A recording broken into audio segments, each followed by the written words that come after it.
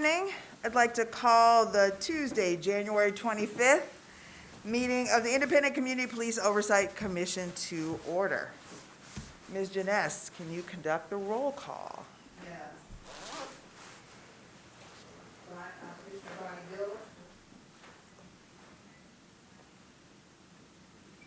Commissioner Bonnie Billups.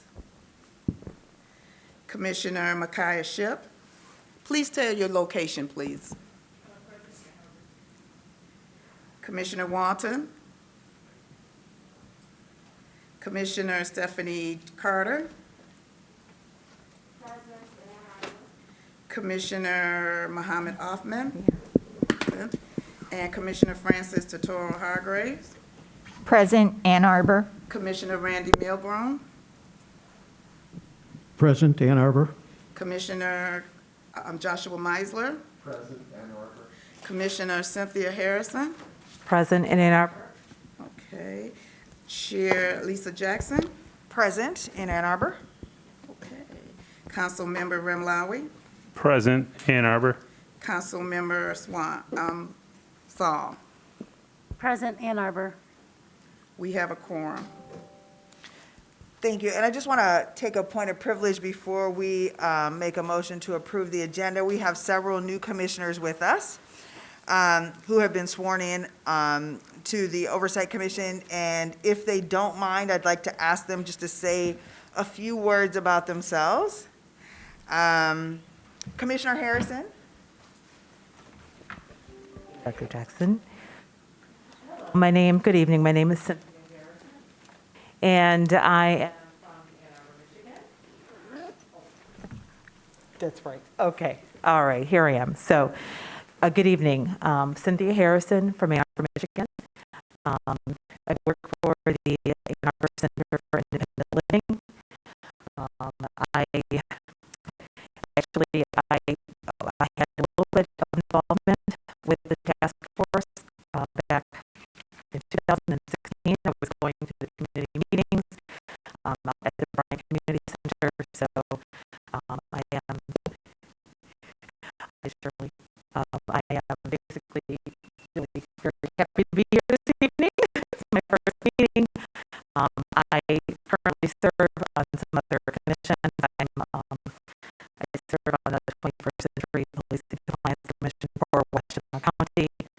I am a co-chair of the Criminal Justice Collaboration Council. I was just invited to participate with the Washington Equity Partnership on the Behavioral Health Subcommittee. And so that's just a few of the things that I am doing. But I'm really thrilled to be here this evening. And thank you. Thank you, Dr. Jackson. Thank you so much. Commissioner Meisler. Good evening. My name is Josh Meisler. I'm pleased to be joining the commission. I grew up in Ann Arbor, graduated community high school. Professionally, I'm a social worker, and I've had the opportunity to work on alternative pathways with the police department, alternative to criminal justice intervention, especially for substance using individuals with police departments like Inkster and Westland and Romulus. And so that's a little bit of my experience. I'm glad to be here. Thank you. Thank you. We're happy to have you. Commissioner Milgrom. Yes, hi, good evening. Can you hear me okay? Thank you for the opportunity to say hello and introduce myself. Just getting to know some of my fellow commissioners, so looking forward to getting to know folks better. I grew up in Oak Park. I went to school here as an undergrad. I went to law school at UCLA and moved back here about 30 years ago and have been making my living as a writer ever since.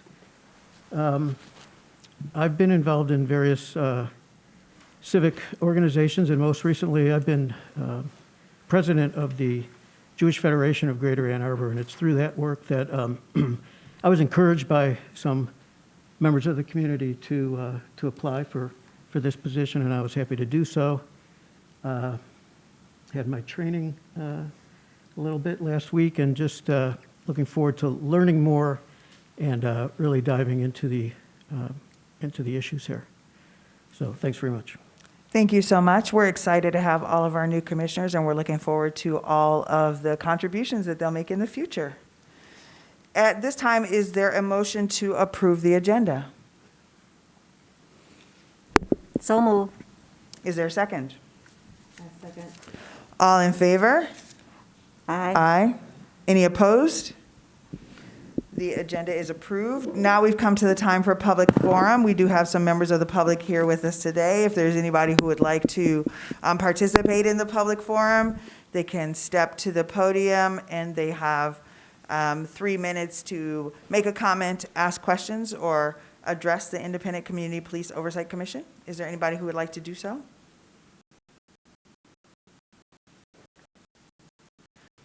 All right, we will move on. There'll be a time for additional comment at the end of our meeting.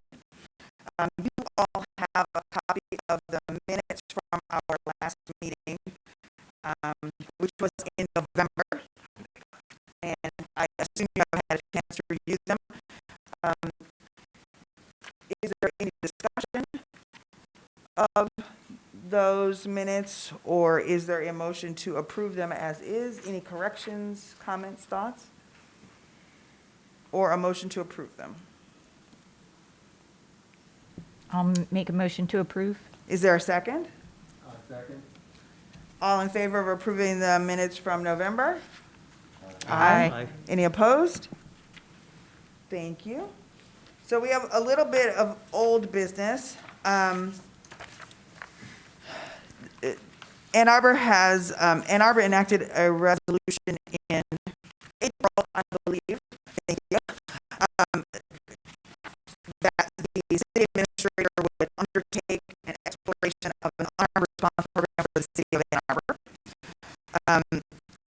In December, there was a draft sort of statement that was released to the public, and I thought we might take some time to discuss an unarmed response plan. At this time, TikTok has not made a formal statement about such a plan, but we will. But we thought we might talk about it. If anybody would like to talk about what they might want from an unarmed response plan, this might be a good time to do so. I know we will have subsequent discussion why they might find that to be important, or how they might like to see the city proceed going forward. I think I can say that the resolution itself from City Council was clear that there are times when there are crisis calls and an armed presence exacerbates situations and is not helpful in those situations. And the goal is for there to be an alternative response such that when there are crisis calls where an armed presence would be problematic or not useful, that there be an avenue for people to receive assistance from people who are trained in behavioral health, for example, or who are arriving without a gun, such that if the situation escalates, there is no cause for concern about a firearm being used. And so we have seen, and I know this commission has received lots of information about unarmed response plans from all across the country. There are lots of models that we might follow. Certainly, we would adopt whatever those models to make them appropriate for this particular culture so that they work in Ann Arbor. But I think it is clear that that across the country, unarmed response plans are found to be useful. I was able to participate in a seminar this summer sponsored by Public Health Awakened that I know some of you attended, and those public health officials from across the country, including from the CAHOOTS program in Eugene, Oregon, there were lots of people who talked about how those unarmed response programs have fared in their cities. And one of the things they said that stuck with me was that no municipality is sorry that they have implemented such a program. that they have found and I've gotten a chance to talk to administrators of the Cahoots program and Mental Health First in California and other programs around the country. And one of the things they say is that oftentimes their police officers are relieved at not having to kind of take those kinds of calls, for which they do not have social work training, behavioral mental health training, for example. They're not experts in that.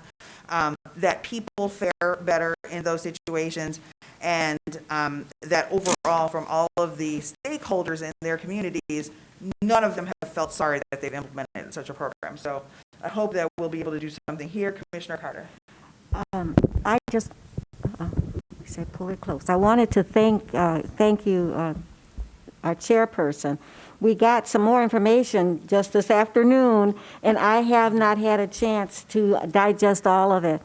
But I do think, and interestingly enough, some of those programs, the unarmed response worked separately from the police, and some of them, they would go out with the police department. And I think, as you say, we need to sort of see, and working with the department, hopefully, and to see what's going to work best in Ann Arbor. But I certainly do support the idea of some kind of unarmed response team here in Ann Arbor, and I look forward to working on that. I think it's one of the most important things we might do. Vice Chair Tadoro Hargreaves.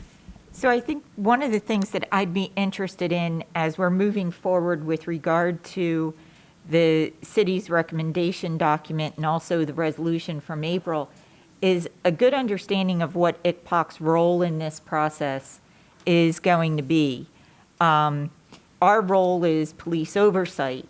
So that means if police are involved, we should be able to have an opportunity to make recommendations, look at policy, and see just how involved police are going to be. I know there are some folks that may say, oh, well, this is a public health thing, so you don't necessarily need to be involved. But again, you hear a lot of things about co-response and that officers will be going. And I think at that point, our involvement should be, okay, what is their role? How much time are they spending? How many calls do they go on? What exactly is their training? That's our role as far as police oversight.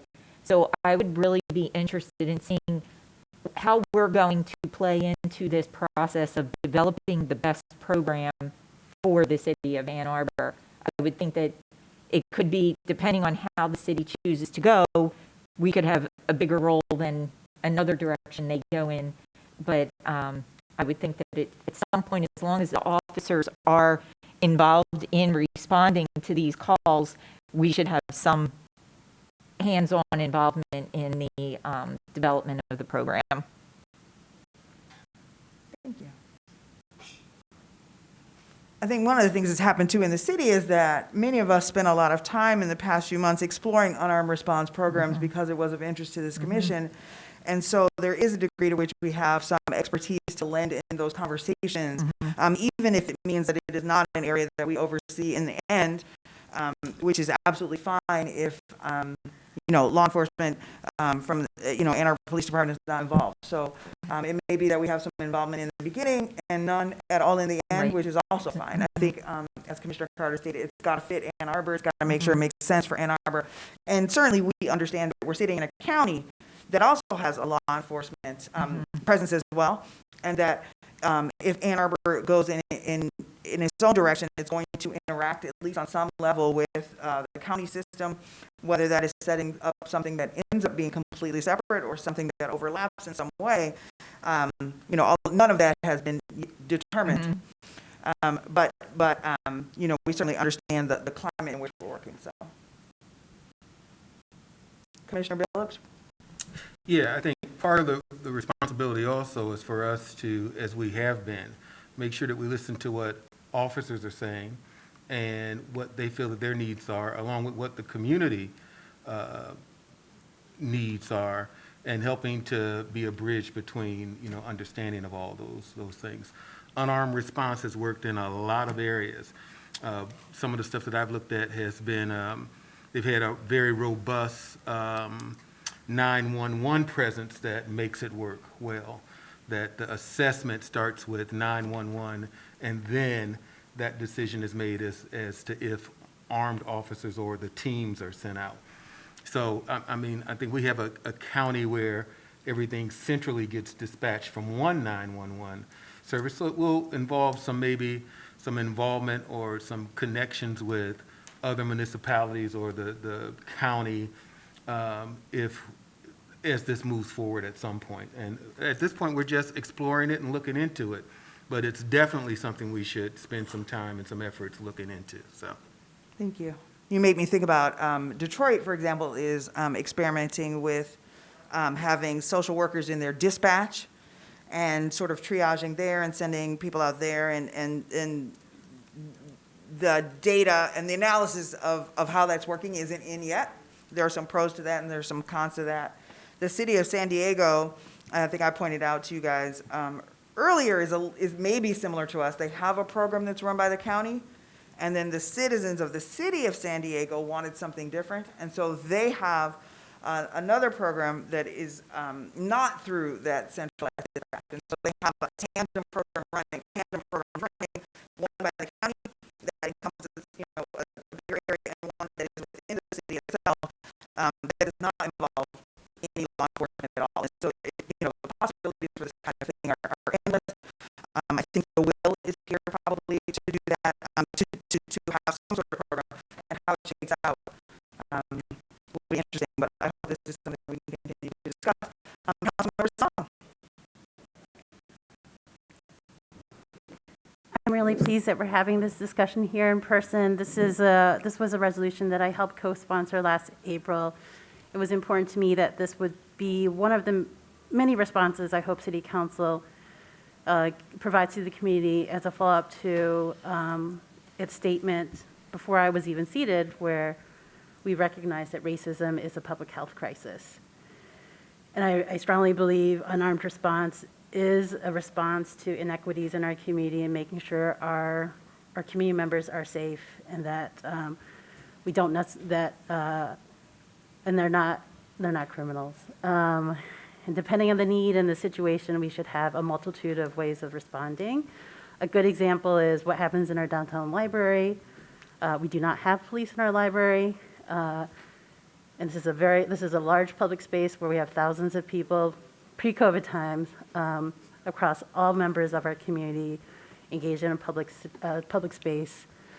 And we had staff there who were concentrating on making sure that when folks are in crisis with mental health, substance abuse, whatever the situation might be, unless there were weapons drawn or there was an immediate threat, AEPD was not engaged. But there's still partnership there should such situations escalate. But I really like that model of, the library's ethos is trying to find the right answers, right? Like how do you find the answers to questions? How do you find solutions to problems? And I'm really excited the city will hopefully have a similar approach.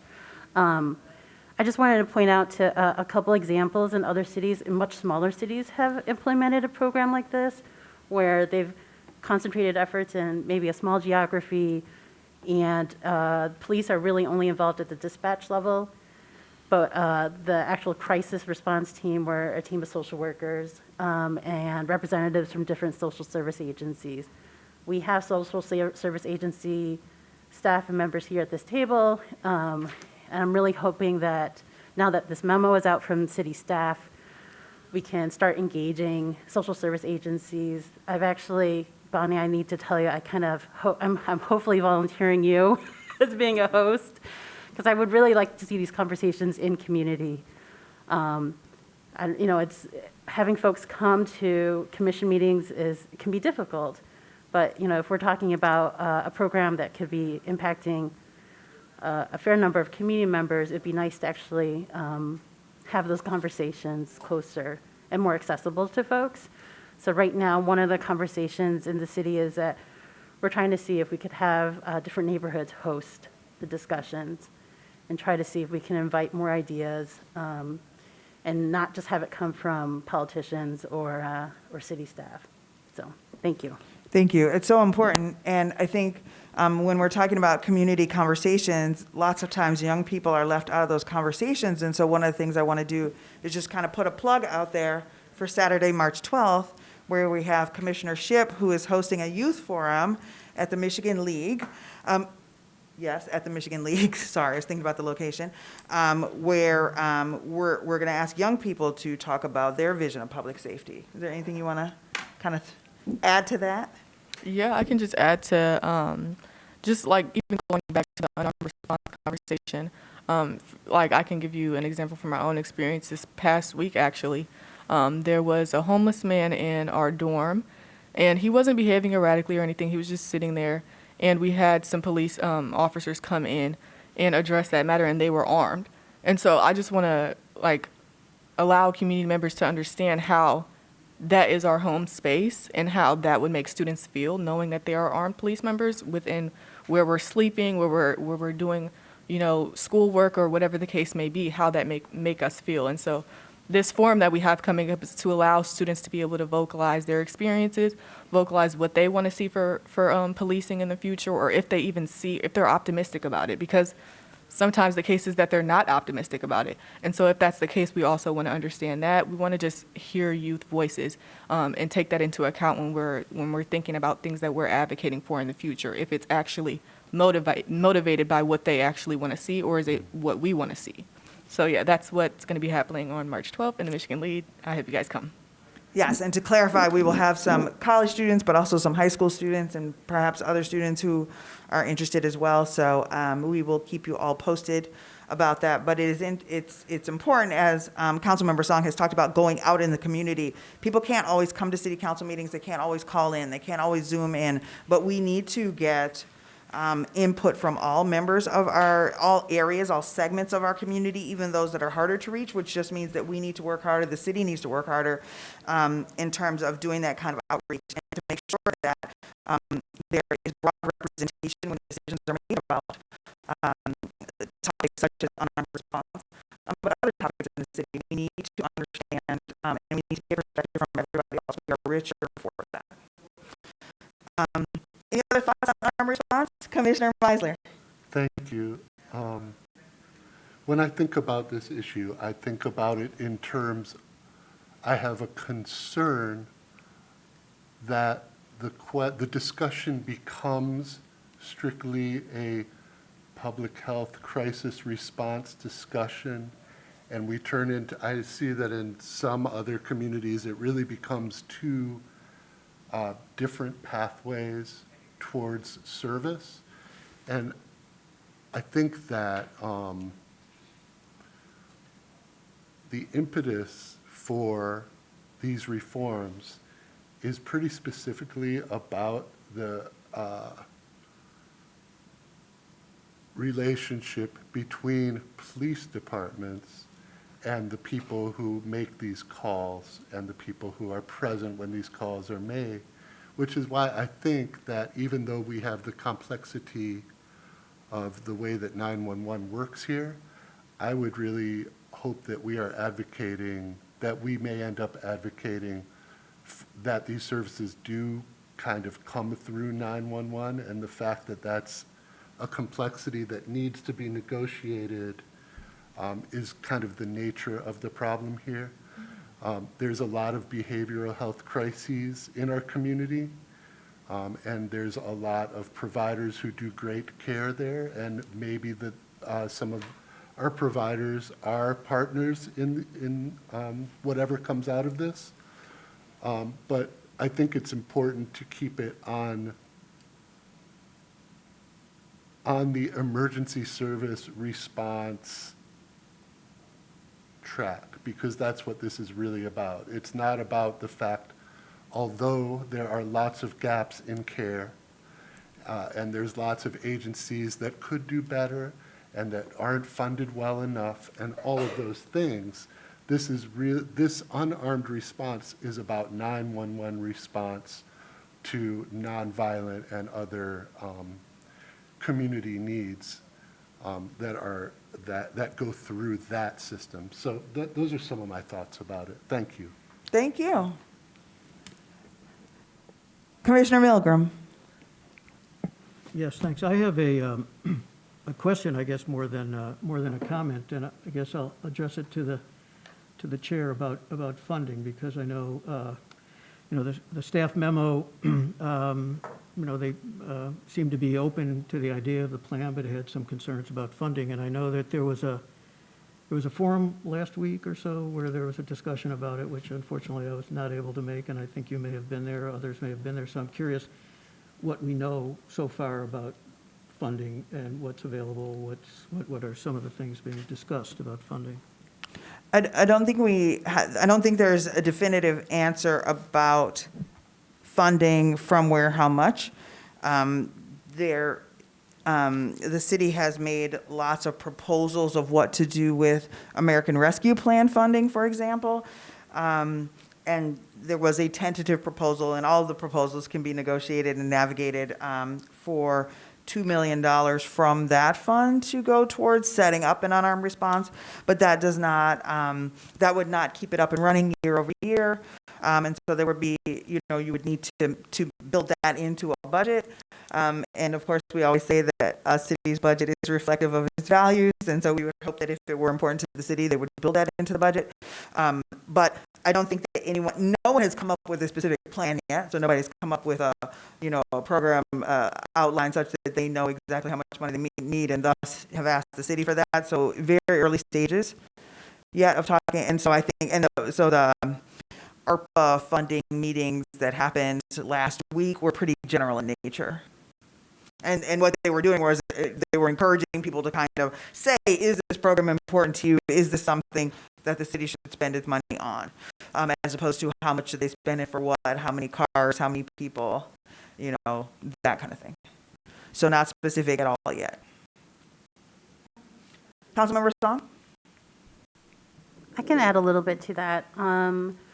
So right now, there's just a really rough cost estimate to the program, but that's before community engagement has even happened, and this is before partners have been engaged. In other cities, we've seen this program engage local healthcare providers. So if there's, I think El Paso, there was a partnership with the local hospital, and they were able to get funding from there, as well as funding from community foundation. So there's a couple of possibilities on how to pursue funding. Right now with the ARPA funding, there are, I think, 11 buckets or 11 different programs that are being proposed by staff.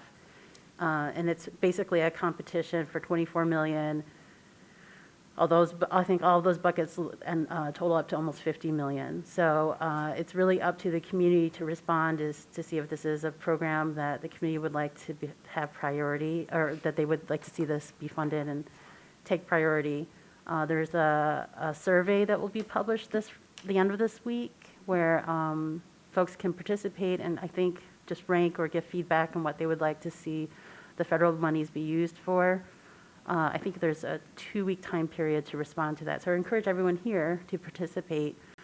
And again, what's on there's actually a website where you can see all these projects listed, and the staff have also created videos describing each one, including unarmed crisis response. So hopefully the community has some information to understand why this is one of the proposals, and I hope I think a lot of service providers are excited, and we'll hopefully see some comments and responses from folks there. But again, so look, I think maybe I can rely on our chair to send that link out at the end of this week to everyone. Any other thoughts before we move on? Councilmember Rumlawi. Thank you, Chair. And thanks for the discussion, the opportunity to discuss this important issue that we've been talking about for almost a year now. A couple great questions and points that were made by our commissioners, our new commissioners. Thank you. For keeping the focus on the 911 response. It's real easy to have mission creep because there's a lot of overlap in this plan. But to focus on that so we can be effective, I think, is important. Funding, Randy, great question. It's always number 1, 2, or 3 of any conversation, you need the residual funding. The American Rescue Plan is a one-time infusion. It'll help get this it'll help get it started.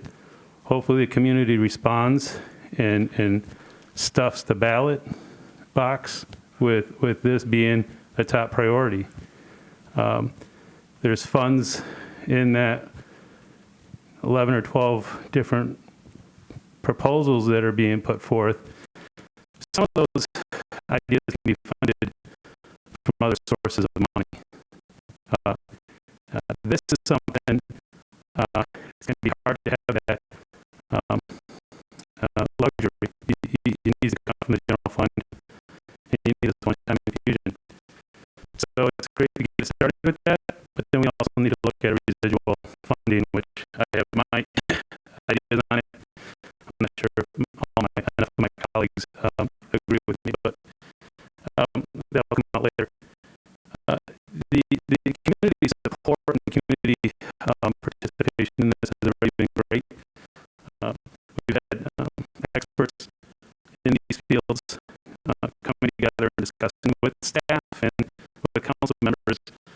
I believe the group's called Re-envisioning Our Safety, Washington County, where they've laid out pretty well how to get things started. It's not perfect, but it gives a pretty good framework. And there's that going on, and there's also a diversion and deflection program hopefully going to be launched in the city prosecuting office. And so there's a lot coming together. Hopefully, we can steer it to get us the results that we deserve and need and the community wants. I just feel at this point the report that we got from the administrator was giving us information, but not giving us recommendations. And we got a pretty good lay of the land on how the communities in the nation have responded. There's hybrids and there's all sorts of different combinations. So hopefully there's a champion and a steering committee of sorts that can really focus the conversation on getting us a plan, so we're not just spinning our wheels too long, because folks need this and they need it yesterday. Thank you so much. Councilmember Stone? I just want to add that in other cities, this is actually presented a cost savings when it comes to just coordinating response in a more efficient way. If you look at the Cahoots program, the folks behind the program have stated they've saved $15 million a year in costs through ER diversion and picking up calls that would have otherwise gone to law enforcement or EMS, which are more expensive responses. And then also, Cahoots has also looked at, actually, their funding initially came from the police budget. So again, we have different options. We have different ways of looking at this as cost savings, as working in partnership with our own police. I think in the memo actually also includes response work with our fire department. So it's not just police, it's not just social workers. We have a variety of folks who work in crisis care in our community that we can engage. So we're just at the very beginning. The memo is just kind of a sketch of what's happening, what's possible, what other cities have done pretty successfully for years. I think Cahoots was 2017, so we're only 5 years behind and just beginning. So hopefully this year will be a good year for imagining, just using our imaginations as we recover from so many things and be creative. And when we look at funding, long-term funding, because these are long-term issues that need long-term care. All right, thanks. Thank you. And I know we're going to move on, but I'd encourage people as they think about this to think about cost savings, to think about being more efficient, but also to think about what it costs us when people are in crisis, whether that's a mental health crisis, a behavioral crisis, some other kind of crisis, and for whatever reason, their behavior gets criminalized. You know, and when people get put into the criminal legal system, we lose their talents, we lose their potential, we lose their contributions to society. And that's as important, that's as much more important, I think, than money. Money is important. We understand you guys are running a city here, and so we understand budgets. But I think we often don't think about what else gets lost when people get in the criminal legal system and often can't get out. I mean, lots of people get out sometimes at great cost, sometimes after great length. And it's not just the people, not a single person. It's a family, it's a neighborhood, and we all lose when that happens. And so to the degree that we can avoid that happening by giving people appropriate services from appropriate people at the time at which they need them, then we are all winning. So, Commissioner Harrison. That will be a good time for me to interject. The personal cost from one arrest, I can speak to that personally. The effect that it has on the community, the effect that it has on the one individual, basically, just from one arrest. When you onboard into the criminal legal system, it's very difficult to get out of it. And it really is a huge personal cost to the individual, to the family, and to the community as a whole. And so you're absolutely right about that cost, and thank you for, bringing that up. And those that know me know that I can speak to that very personally, and I'm sure you'll hear me talking about that a lot. Yep. Thank you. And thank you for sharing your own experience, because I think sometimes people feel like this is remote from them, but it's not. It's very close to home, and things happen, and it could be any of us, even though that doesn't always seem possible, but it could be any of us at any time. So a short discussion perhaps of the Community Policing Innovation Fund grant, which so the Independent Community Police Oversight Commission is in partnership with Southeast Criminal Research Project at Southeast Michigan Criminal Research Project at Eastern Michigan University. It's funded by the Community Foundation for Southeast Michigan. And the goal of the grant is to have the city, by way of the police department and the Oversight Commission, come together with researchers and statisticians and analyze traffic stop data for 2017, 2018, and 2019. Data are also available for 2020, but would be analyzed separately because that was kind of COVID traffic policing, completely different than any other year, but and analyze that data and look at it. What the Community Foundation for Southeast Michigan wants, however, is for lots of people to come together and talk about what they hope for that data, what they hope could come out of such an analysis, what they'd like to see, and also how they'd like it disseminated. We've had some interest from some commissioners here in participating in that as well. I just want to make sure I'm extending that offer publicly. So if there's anybody here who wants to participate in those meetings, you have someone from the police department, someone from the Community Foundation for Southeast Michigan, the SMART group from Eastern Michigan University coming together to talk about how to do that. The group meets fairly infrequently. It's not a huge drain on anyone's time. A smaller subset of the group meets more often to talk about the nuts and bolts of statistical analysis. If you are nerdy in that way, please join. But if you would like to think about the big picture of what could that information do, how could it be helpful to the city? Obviously, transparency is a big word, and we use that a lot here. But what does that really mean? No one knows what the data will show us yet. It has yet to be analyzed. The group at Eastern has been working on it diligently for months. But part of the purpose of the group is to come together and talk about what we might, how the data might be useful to the community, not to the Oversight Commission, but to everybody in Ann Arbor. What might it tell us? What could we do with it when we find out what it says, whatever that is? And how should we communicate that information, disseminate that information? Should we write a report? Should we go around and should we have town halls? Should we go to people and talk about it? And so this group will meet to talk about those issues. So please let me know if you're interested. I know a couple of you have expressed some interest. We're very excited to sit in partnership with all the parties at the table and talk about what it might do for us. The police department is given some indication of how the data might be useful to them, for example. We were able to talk with Deputy Chief Forsberg at a prior meeting about how that might be useful to the police department. We know that it could be useful to the public. We know that, collecting good data is challenging from police departments.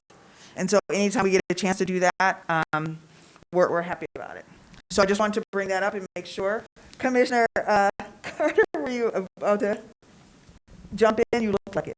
Yeah, I just had, I was looking at the report from the state police that they did in conjunction with, I think, the Michigan State School of Criminal Justice or something like that.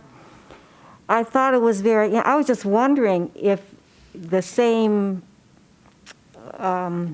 methodology that they used could be useful for us. I thought it was interesting that they divided the whole state. Of course, this is state police. They divided the whole state up into regions. And the region where Washtenaw County is, as far as the statistics that they could come up with, showed that the arrests, traffic stops of Americans of African descent was above what would be expected based on population numbers. But it still couldn't come to that didn't translate into intentional discrimination. And at that point, the report says they have to do even more study to figure out, exactly what's going on here. So I think it's very useful. I don't know, I'm just wondering, are we going to have to reinvent the wheel, or is this something that we can use the same type of methodology that was used in that study? I thought to me, it was an unexpected result, but interesting. We're really lucky that Dr. Kevin Karpiak at Eastern Michigan University is a criminologist, sociologist, and he's got a team of statisticians and other sociologists and criminologists and other ologists as well, working the data, and they have dragged me into it. I'm a pretty decent quantitative statistician. I am not a qualitative person, and they have made my brain hurt. But one of the analyses that Michigan State did is called the veil of darkness. And lots of people have asked questions about that. And so there's a hypothesis that some racial profiling might happen more if you can see the ethnicity of the driver. And so one of the questions that was asked of the Michigan State Police data was, were African Americans pulled over disproportionately during the day as compared to the night? And the answer was yes. However, Dr. Karpiak has been schooling me. He has a syllabus. So I go to class every week.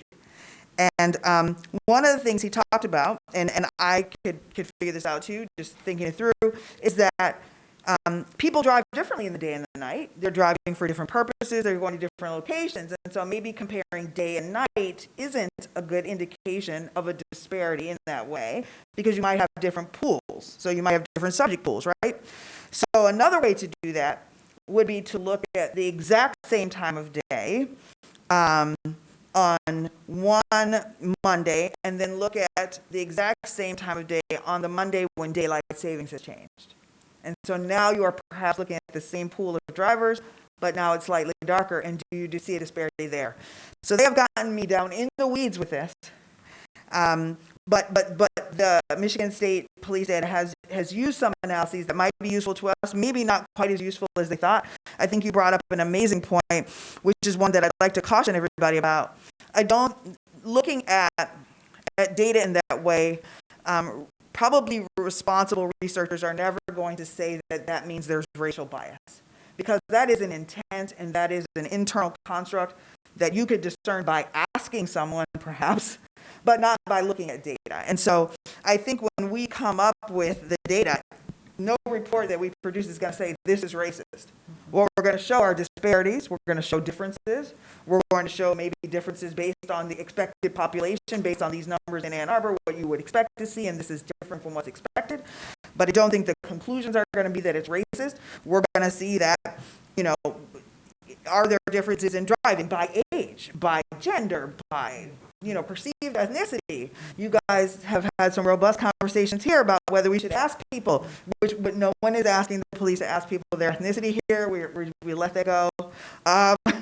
And perhaps it's more important what a police officer thinks than what a person, the actual ethnicity is. So these conversations have been so informative, and I'd just like to invite you all to continue to participate in them if you like, with the Community Foundation for Southeast Michigan, and certainly Dr. Karpiak's data analysis group is happy to invite all comers. So just let me know if you are willing to join. If I haven't let you know already, I'm willing to join. The other thing that they looked at that I thought was very interesting was what, by race, those who were stopped, how many were just given a ticket, just a warning, or were actually arrested. Or searched. Or searched, and the car search. Those are all statistics that they were able to put together. And the Ann Arbor Police traffic stop data show that as well, so that will be an analysis that they'll be able to make as well. And I think one of the things we won't be able to see, though, is something else that's really interesting, which is time. So for how long was someone stopped? Because right now I don't think we have a start and stop time to every stop, but maybe that'll be something that we can have in the future. But even if you're stopped in the morning, or you stop for 4 minutes or you stop for 20 minutes.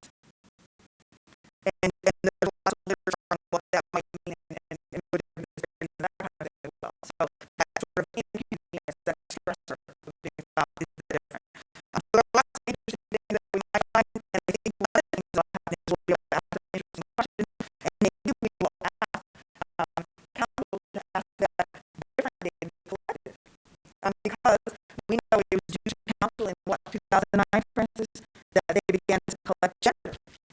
So gender of people driving was not something that was collected until fairly recently, but as it has a council. All right, so we do have some new business. Kind of continuing on with some of the discussions of that came up during ARPA meetings. There was a discussion of the Community and Law Enforcement Public Safety Data Platform funding. Chief Cox is here, and so he can correct me if I'm wrong. I ask and council, you guys know, I'm sure $1.26 million for a data platform for the police department was one of the proposals for ARPA funding. You have probably heard me joke that the police department keeps data on legal pads and drawers, and that we can analyze traffic stop data because it's entered at the scene. But lots of other kinds of questions we might ask, we can't ask because there isn't good data collection. That's not a problem that's unique to Ann Arbor. It is one that needs to be remedied. One of the questions we had, though, is what would that money cover? Does that cover software? Does it cover renewing, does it cover software updates in perpetuity or just for 1 year or 3 years? Does it come with training for data entry, et cetera? Chief, do you want to speak to that?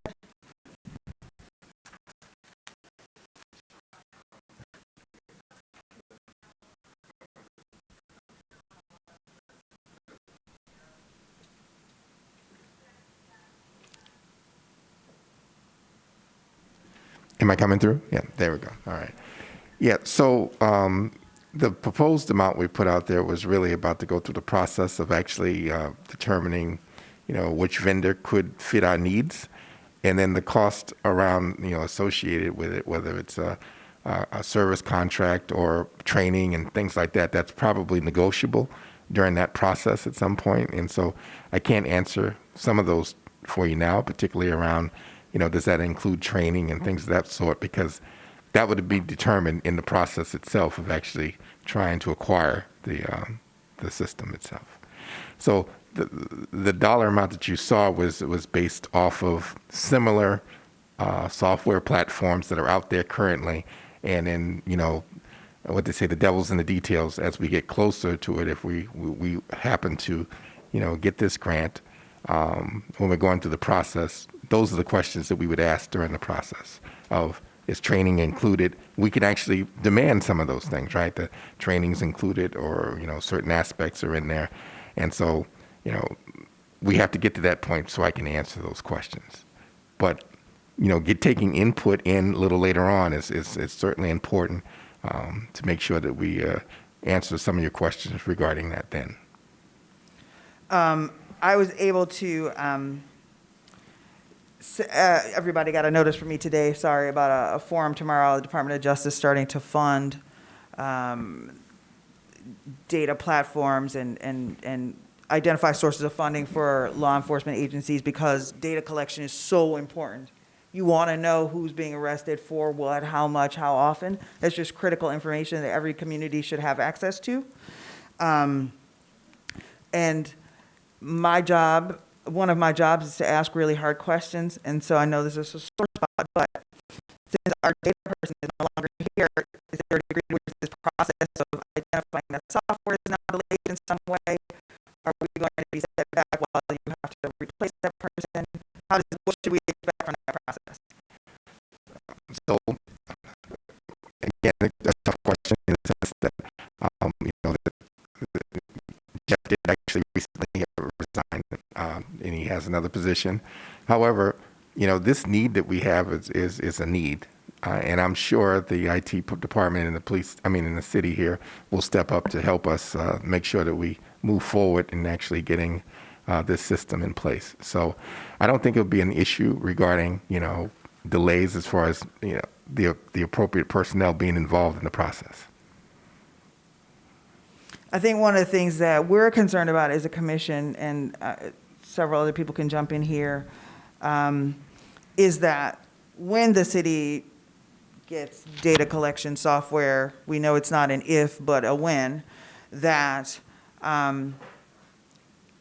we certainly would like to be consulted and have some input on what kinds of data are collected, because there may be questions that we would ask that you wouldn't ask. And so certainly not that you shouldn't collect data, but I would imagine that we might have some additional things that we'd like to think about. So we certainly like to be a part of that process. We'll be lobbying council to do that. And I think that as we have access to other information to which the public is not necessarily privy, we would also like that to be the case with a data dashboard, that we would be able to see data, whether that is released to the public or not. Certainly one of the foundational concepts of civilian oversight is access to information and access to data. Vice Chair Todoro Hargraves, did you want to speak to the process of selecting the software at all? Yes, okay, I'm on. Yeah, I would love to be able to know what companies you are looking at, and what kind of software we would be thinking might be applicable to Ann Arbor, and what's applicable to the IT systems we have. I think a lot of people that know me know my background is actually geography, so I love seeing maps. I love seeing as much information as possible loaded into a geographic information system, so we can look at information that way. It's very visual, it's easy to read. So I would love to see a system that can load directly into a GIS platform for us, so that we can see things very quickly. But again, I would just think that it would be great if we could see which software specifically or the type that you're looking at for this. Well, I would say thank you. I would say that certainly there will be an RFP process involved with that, so it's not a matter of just picking a vendor. You have to go through a process to make sure that they meet the spec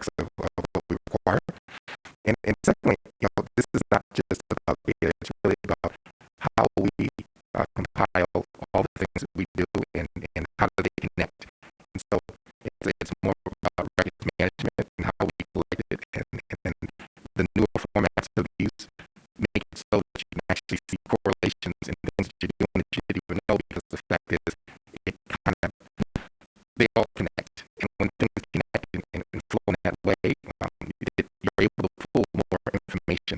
The more information you have, the more you're able to see correlations and things of that sort. So the reality is that our record management system is a very fairly old system, and if we get something far more robust, you might be able to, or let's put it this way, it's highly likely we're able to see more correlations around patterns and things that we don't see now because we just don't have the ability to look at that data.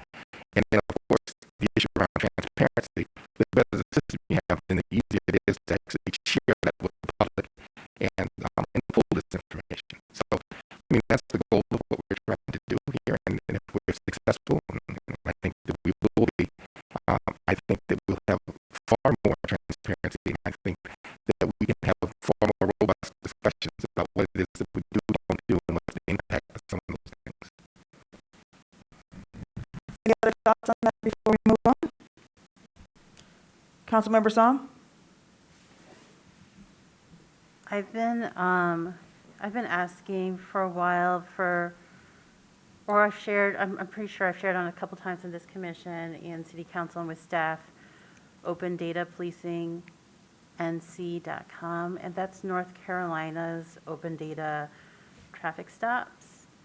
And this is a project by the Southern Coalition for Social Justice. And you can locate an officer's career stop and search history, review departmental enforcement patterns, compare enforcement practices among officers and jurisdictions. There are other examples of this around the country. So hopefully, as this discussion progresses, it's not such a heavy lift knowing that other communities have gone down this path to provide transparency. On the front page, it says, this platform presents the information in a manner that increases the transparency of the Fayetteville Police Department and improves the community and police relationship. So it's not like a criticism of how we do work. It's just trying to, I think, have a community be able to wrap its arms around what it's funding and what kind of partnerships exist or can be improved upon.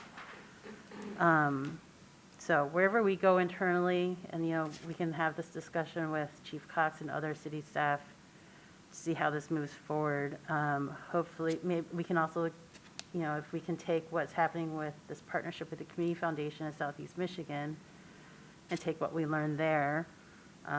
Hopefully, it's a more informed approach than just saying, all data is good data and we just need access to all the data. I think we need to be able to curate it a little bit to give some context and align ourselves with what the shared mission and goals are around a project like this.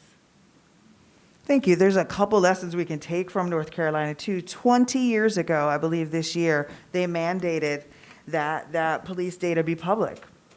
But it took about 19 years. It was actually a University of North Carolina professor, I believe, who took the data and began to analyze it. So they'd been collecting it, hadn't done anything with it.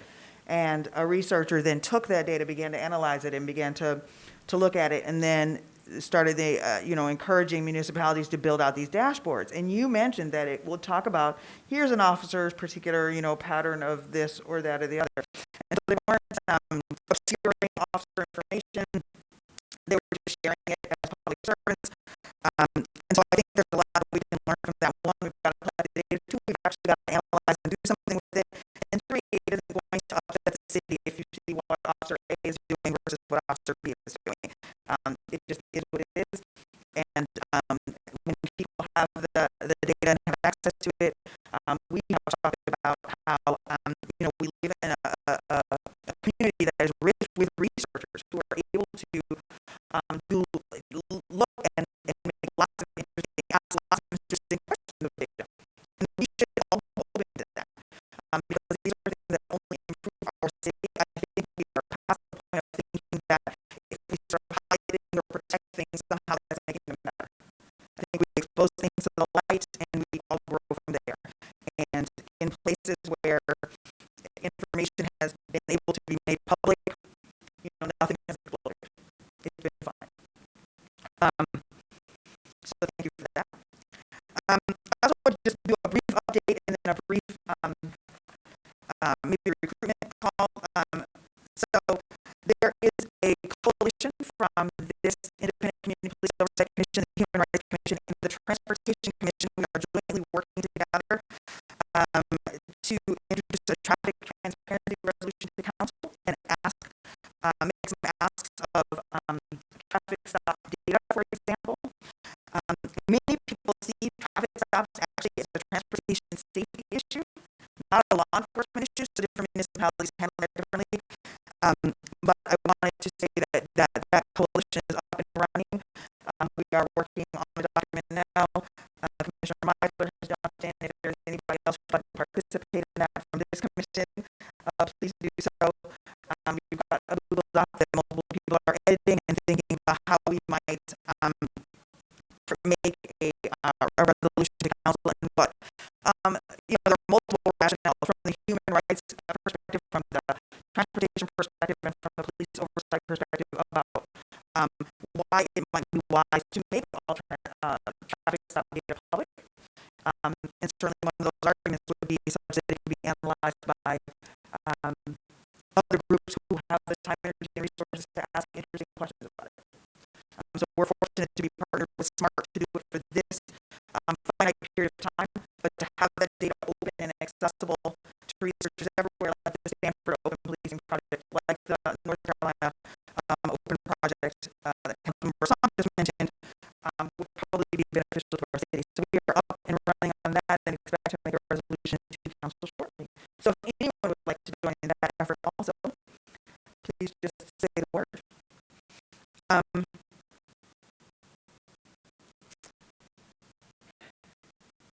No thoughts on that. Then the next thing we have to do is approve the 2022 calendar.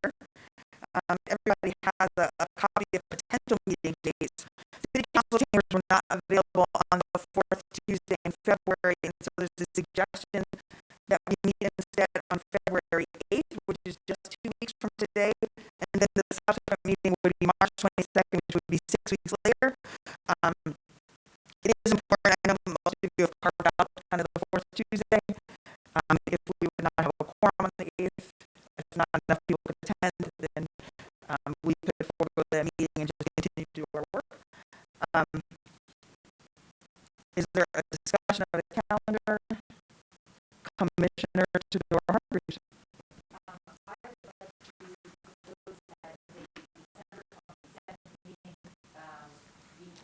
Yep.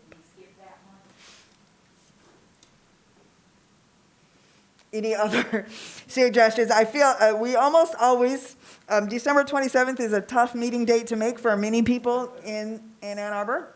And so I think we have not met in December. It's interesting, when this commission was formed, the suggestion was that we meet every other month. And very quickly we realized that wasn't going to work. We needed to meet every month, and we were doing so much work in between. But I don't think we have met at the end of December ever. So probably that we can vote on that, but that seems like a reasonable suggestion right off the top. Any other suggested changes? How do you all feel about the 8th? Anybody else feel like they might be questionable? I'm questionable on that date also. Okay, so we got 2 questionable. I apologize. We had a commissioner who was not able to be here today, who added some thoughts for traffic transparency, so I have to take a step back. Apologize, wanted to read them in. The comments are, we need the traffic stop data for transparency, to identify areas for improvement, and to measure progress over time. At first, we should be looking for broad patterns, maybe hot spots to stand out, and what data might be missing. There's going to be an opportunity then to work on collecting missing information, and make sure to, in terms of reporting that data, it would be important to make sure that ideally the information were also presented with graphics that are quick and easy to understand. Okay, which made me think that we should check with our commissioners who are not here, who are not feeling well enough to attend, about the February date as well. We can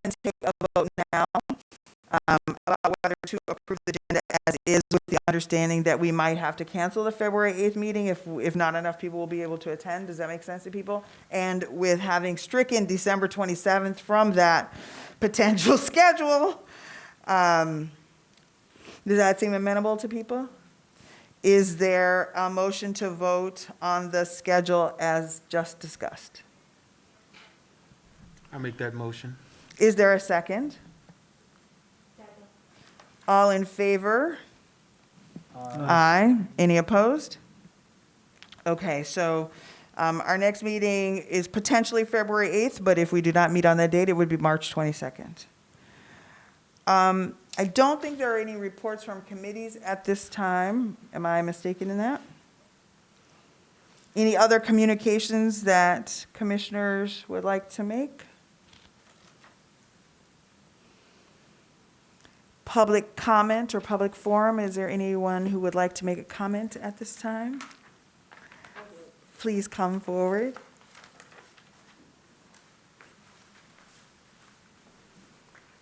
Is the microphone on green? Yes, it is. Okay. Can I pull this down just a little? Yes. Okay. I haven't been active because I'm sick of Zoom, so I'd like to thank you all for at least having a meeting where we can look and see each other and have a public meeting, and that's why I'm here. And I wasn't going to speak, but I just have to say something to you all and to Chief Cox. Oh, I forgot. I'm Shirley Beckley from Ann Arbor, Michigan. On the data, it just hurts my heart to hear that we are still trying to figure that out. We have asked for that as the community before you all were even formed or thought about. Well, not thought about, because we've thought about you for many years. We just recently got this commission going. But it just shouldn't be with all the technology and with all what the U of N and Eastern Michigan can offer in data and statistics, that we still can't get this resolved. So it sounds to me, as someone in the community, and I'm really, we're trying to work with you and bridge this gap between the police and the community, but it just doesn't make sense to me that we're still trying to figure this out, and we got a lot of stuff that can help us. I remember a few years ago, I asked what was the racial breakdown for the police department, and I was told that they didn't have those statistics, which I didn't believe.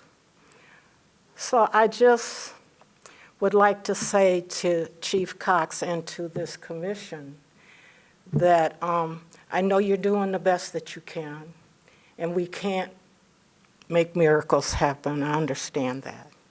But it just seems, from someone from the community that's been here over 70 years, and we're still asking for this data.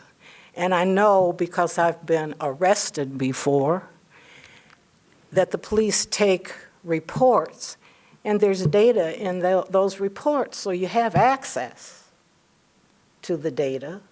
So I just don't understand why that data can't be processed, so that we have some kind of information about racial breakdown and gender breakdown and whatever else breakdown we need.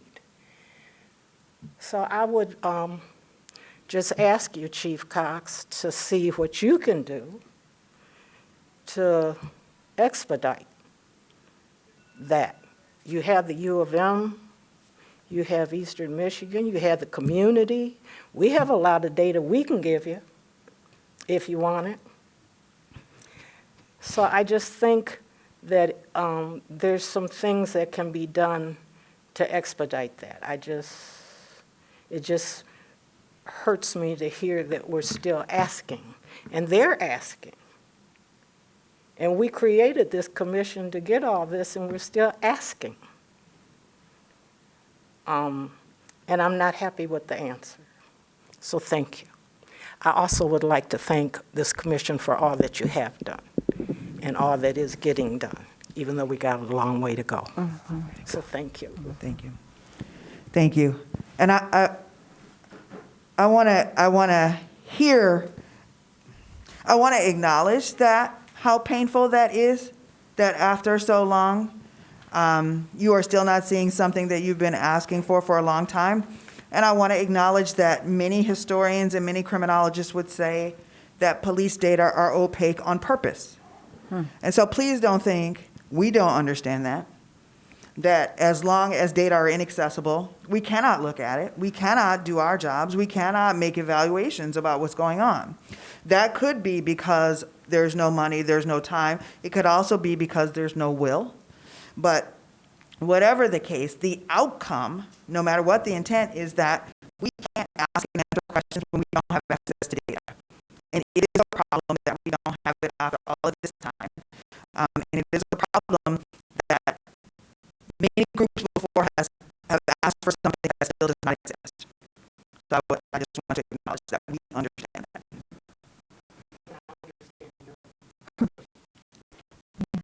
Madam Chair, can I just thank Ms. Commissioner Beckley. Carter, you may. Thank you. Thank Ms. Beckley for coming out and for the comments that you had not intended to make. You know, there are a lot of things that the community would like to know. And I'm just going to put myself out here at this point. One of them is, how many of our police officers live in the city of Ann Arbor? I'd like to know that. I'd like to know if there's a way, and Chief, I don't expect you to answer this at this point.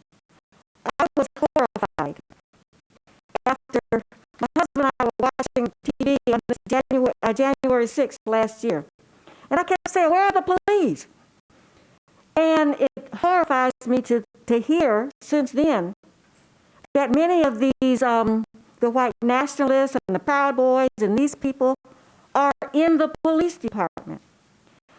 I don't know, without violating people's rights and so forth, how we can find that out. But I think it's important that those kind, when we talk about transparency, I'd like this to be fully transparent. Those are two things that, I don't know, it really doesn't come within necessarily our purview. But I'd like to know if somebody who's pulling me over is a member of the Proud Boys, that personally. So anyway, I thank you for your input, for coming out today.